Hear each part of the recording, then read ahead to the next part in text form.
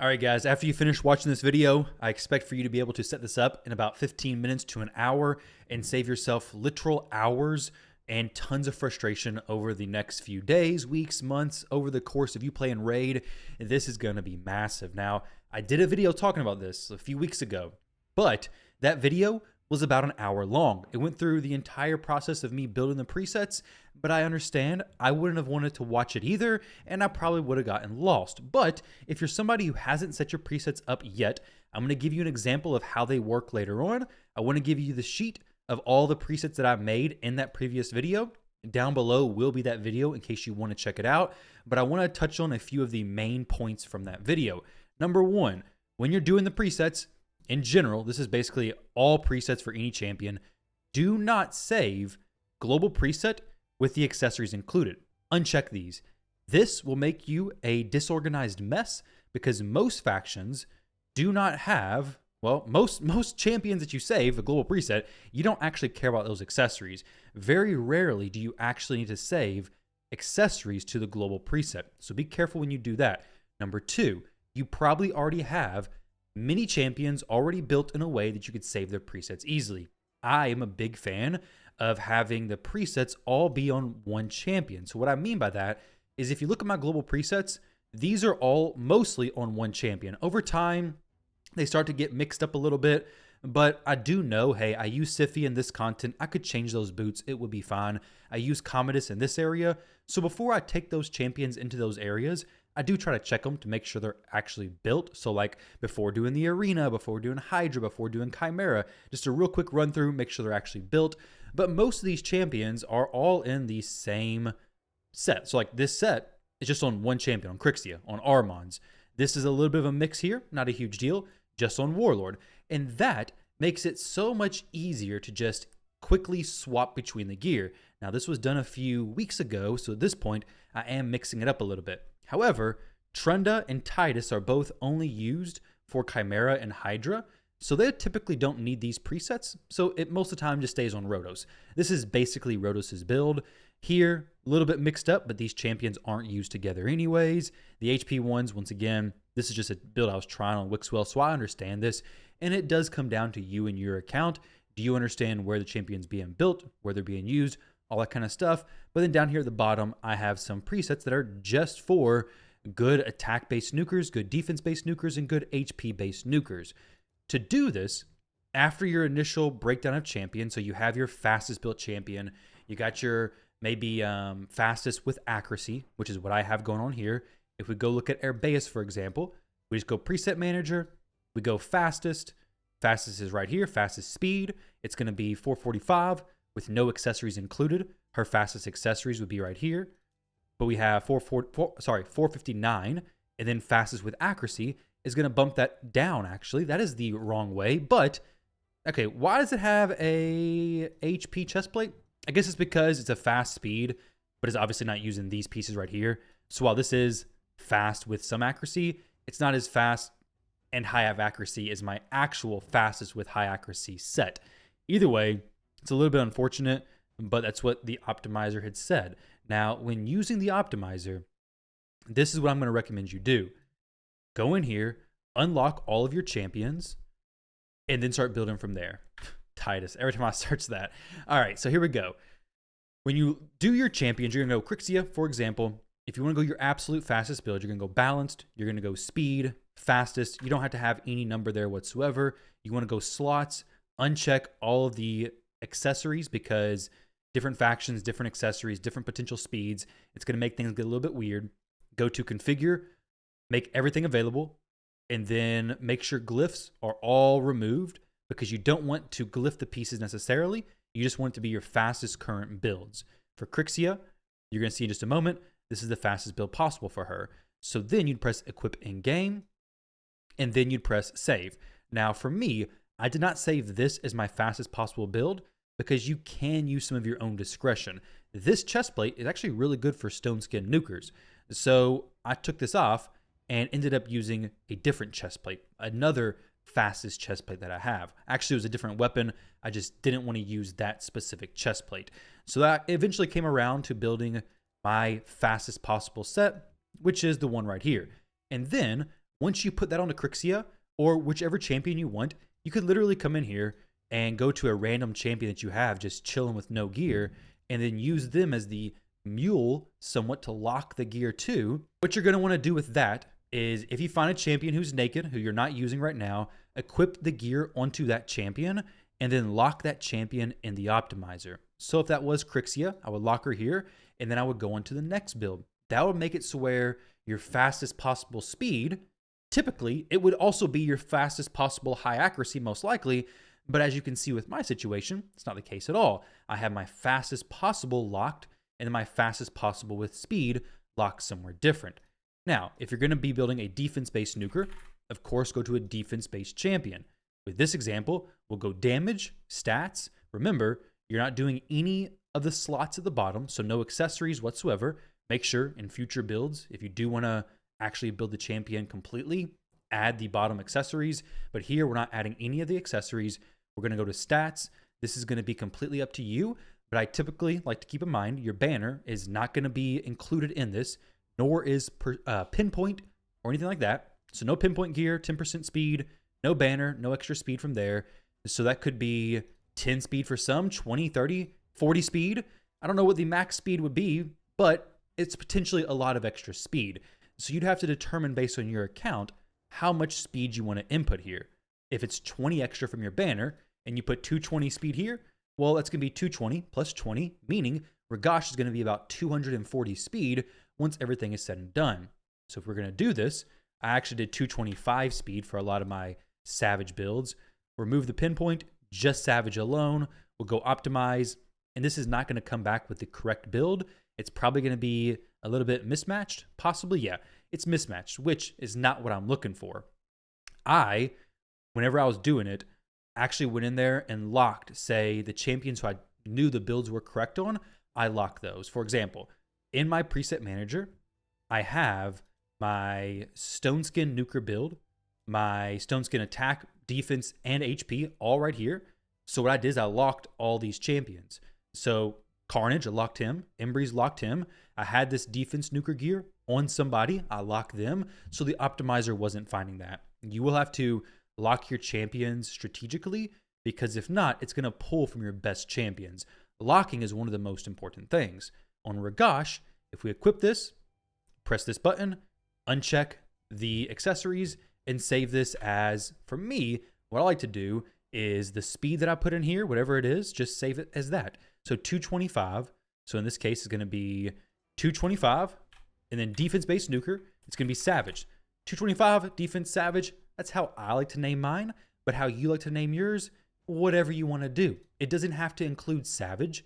You can obviously look at it and see, hey, this is Savage. This is Stone Skin and Savage. But the image, the icons show what they are. But I just like that little extra bit of information that reminds me Savage. Makes it very quick and easy to look at it. Okay, this is 6 Merciless, 6 Merciless. This is attack, defense, HP. Very simple. So the ones that I've been using the most have been the stun ones, the bolster and Stone Skin. So I got to add 2 Stone Skin accessories for this one when I use this one. Fastest, I've used that a ton. I've actually used the 6-piece Feral quite a bit as well. 6-piece fast Feral for 2 things. One, in Faction Wars for like cleansing, because I start with the block debuffs on Hegemon waves is very helpful, but also for throwing on a good 9-piece Feral set if the champion has the 3 accessories. The shield one, I don't think I've used at all. Relentless, I've actually used these. These are both on Faction War champions currently.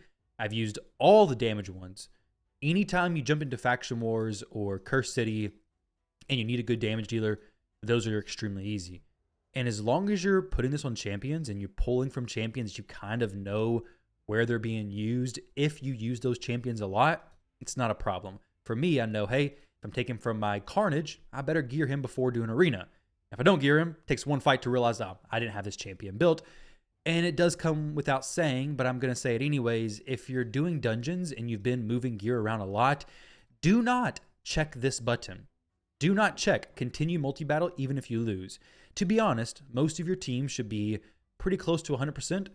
And if they're not, well, I don't know if I'd even use this button typically anyways, but definitely don't use it if you're doing this gear moving around frequently whatsoever. It's not worth the risk. You can literally come back, to all of your resources being gone if you use that. Now, let's jump into Faction Wars and give a live example of how this is going to work. This stage, beat the stage with all champions alive at all times. Now, this floor really sucks, to be honest, because of the fact that they all have stone skin. I don't know if I have anybody who can strip. Let's see. Negative effects. Obviously, I can clear this. It's not a problem clearing it. It's just the annoying stuff that they bring. Does she have a full strip? I don't think she does. Removes one thing specifically. It's very, very annoying. Okay, so we don't have any buff removal. But do we have a decrease a buff duration? We do actually have that. Oh, this is going to be perfect. So what we're going to do here is Andrissia, right? Yeah, let's go ahead and take Andrissia. She is a faction that lines up with this. High Elves, in other words. I was going blank on the name. So here, we don't need that. We're just going to go to the global preset. We're going to go fastest speed. Does it have enough accuracy? It's good with accuracy. 405 speed. Beautiful. So now Andrissia is good to go. Lysandra. All right, what do I want her in? I want her in the fastest with accuracy build. Here we go. 420 speed. She's even faster than Andrissia. Better banner. Now, we have a very fast... Actually, no. I need Andrissia to... Okay, so if Lysandra's in that, she's actually going to get frozen. So I kind of want her to be in... Let's say she's in Bolster and Stone Skin. Let's do that for her. And then we'll take a Stone Skin ring here, just some random pieces that I don't really need. 269, 104,000 HP. Obviously, a lot of your accounts are not going to look like this. It's not going to be this situation for you. I'm going to throw her into the 6-piece Feral so she doesn't get frozen by the Torment when we get there. 309 speed. Should be plenty fast. We're going to go ahead and back out of this. Fina. She's actually better off if I was to put her in the Stone Skin or the Stone Skin bolster set. So maybe let's do that instead. Where are all my champions? I don't see Fina here. There, was I literally selected on her already? She has some resistance. Maybe she just resists the Torment freezes. We have 2 Royal Guards. Both of these should be in my Stone Skin Savage nuking gear. Well, this one can be in Stone Skin Savage. The other one can be in something different. Let's do this build. We'll go to... I don't have the presets for the accessories saved. I don't think that's worth it to go in there for all your factions and save 2-piece Stone Skin for damage dealers attack, damage dealers HP, all that kind of stuff. There is a point where you get significant diminishing returns, and I think doing that would be the situation. The time it takes to do that is way longer than the time that I want to invest in this. Now, this is pretty quick and easy to do. You literally spend about an hour to go through this and really optimize it, and then you're good. Then you can just jump in here and throw this at it, and you're fine. Now here, we have let's see if we can throw 3-piece pinpoint on him. Well, 3 pieces in the accessories to have him in a full 4-piece pinpoint set, so he doesn't get frozen either. No attack here, unfortunately. We're going to lose some attack. Not the worst in the world. We'll be okay. We have some pinpoint now. So we have, what, 2 damage dealers. We'll drop Ithos, throw in Andrissia. The reason why I wanted to use Andrissia is because she brings this ability that has a buff decreased duration by a few turns, basically. So it's pretty nice. Now here, this is not going to be the problematic wave necessarily. It could be an issue still, though, a little bit. We'll just stun the Ostrid, maybe. There we go. We got the stun on her.